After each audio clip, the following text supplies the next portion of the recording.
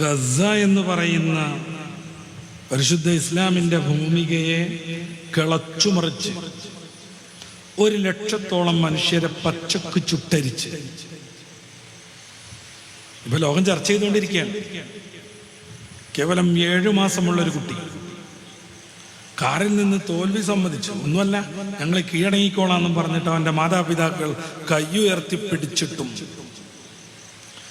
7 മാസമുള്ള സ്വർണം പോലെയുള്ള ആ ഒരു ആൺകുട്ടിയെ 4 വെടിവെച്ചായിരുന്നു ഇസ്രായേലിൻ്റെ ഭീകരരാകുന്ന പട്ടാളക്കാർ കൊന്നുകളഞ്ഞത്. ആ കുട്ടിയുടെ ശരീരത്തിൽ 4 വലിയ ബുള്ളറ്റൊക്കെ കൊള്ളാൻ സ്ഥലമുണ്ടോ എന്നുള്ളതൊന്ന് ആലോചിച്ചു.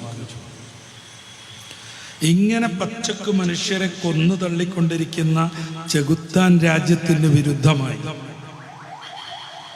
ചെകുത്താൻ രാജ്യത്തിനെതിരായി ഫലസ്തീൻ രാഷ്ട്രത്തെ അംഗീകരിക്കണമെന്ന ചർച്ച യൂറോപ്പിൽ വന്നപ്പോൾ അതിന് നേതൃത്വം വഹിച്ചത് ഇന്നത്തെ സ്പെയിനിൻ്റെ പ്രധാനമന്ത്രിയായിരുന്നു.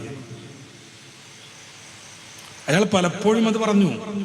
റഷ്യയും ഉക്രൈനും യുദ്ധം ചെയ്യുമ്പോൾ നാറ്റോയും യൂറോപ്പും എല്ലാവരും പറയുന്നു ഈ ആഗോളതലത്തിലുള്ള യുദ്ധ നിയമങ്ങൾ പാലിക്കണമെന്ന്. പക്ഷേ യുദ്ധം ചെയ്യാൻ പോയിട്ട് പോലീസോ പോലീസ് സ്റ്റേഷനോ പട്ടാളമോ പട്ടാള ക്യാമ്പോ ഇല്ലാത്ത ഇസ്രായേൽ എന്ന് പറയുന്ന കൊച്ചുനാടിനെ തുരന്ന് തിന്ന് ബാക്കിയുള്ള പച്ചപ്പ് കൂടെ കത്തിച്ച് കളയാൻ വേണ്ടി 100,000-ഓളം മനുഷ്യരെ പച്ചക്ക് കൊന്നൊടുക്കുമ്പോൾ എല്ലാവരും കണ്ടുകൊണ്ടിരിക്കുന്നു.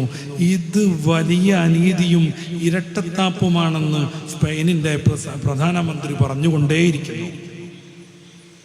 വർഷത്തോ 600 അടി ഫ്ലെക്സുകാരോ 700 അടി ഫ്ലെക്സുകാരൊക്കെ എന്ത് ചെയ്തു? സ്പെയിനിനെ ഗസയെ ഫലസ്തീനിനെ രാഷ്ട്രമായി അംഗീകരിക്കണമെന്നും ദ്വിരാഷ്ട്ര പരിഹാരം മാത്രമേ അവിടുത്തെ യുദ്ധത്തിനെ ഇല്ലാതെയാക്കൂ എന്നും വളരെയേറെ ശക്തമായി യൂറോപ്പ് ആവശ്യപ്പെട്ടപ്പോൾ അതിനെതിരെ 10 നാടുകൾ മാത്രമാണ് നിലകൊണ്ടത്.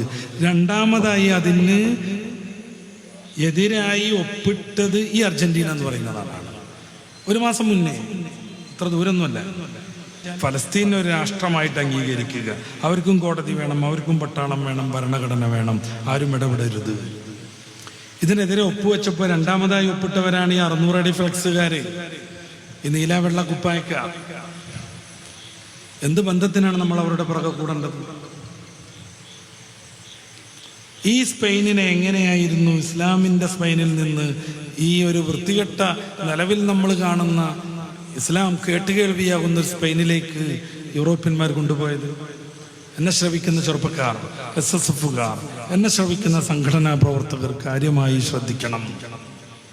ഒരു വലിയ യുദ്ധമൊന്നും നടന്നിട്ടില്ല. നേരെ മറിച്ച് ധാർമ്മികമായി അവരെ തകർക്കാൻ അവർക്ക് സാധിച്ചു എന്നുള്ളതാണ്. മതവും അവരുടെ തീരുമാനങ്ങളും വിരുദ്ധമാകുമ്പോൾ മതത്തിൻ്റെ തീരുമാനം മാറ്റിവെച്ച് അവരുടെ തീരുമാനവുമായി മുന്നോട്ട് പോകാൻ പറ്റും വിധം ആ സമൂഹത്തെ അവർ മാറ്റിയെടുത്തു എന്നുള്ളതാണ്.